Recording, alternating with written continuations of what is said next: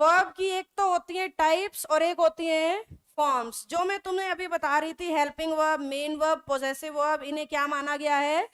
Types. इसके अलावा verb की फॉर्म्स भी होती हैं और वो 5 या 3 नहीं, वो सिर्फ 2 होती हैं। वर्ब की फॉर्म्स कितनी हैं?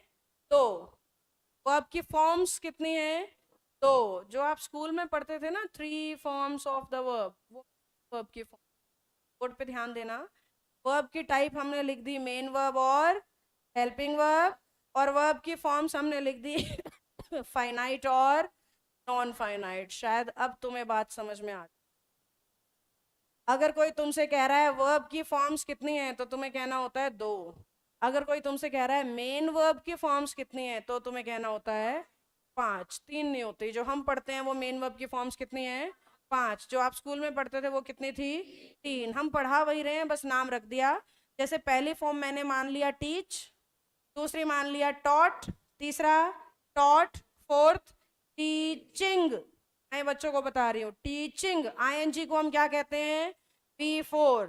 और SEIS को हम क्या कहते हैं?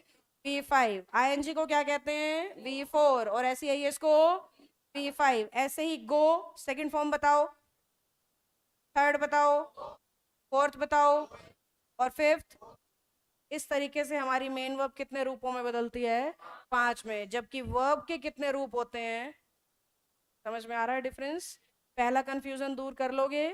वर्ब की फॉर्म 2 और मेन वर्ब की फॉर्म, वर्ब की फॉर्म 2 और मेन वर्ब की फॉर्म।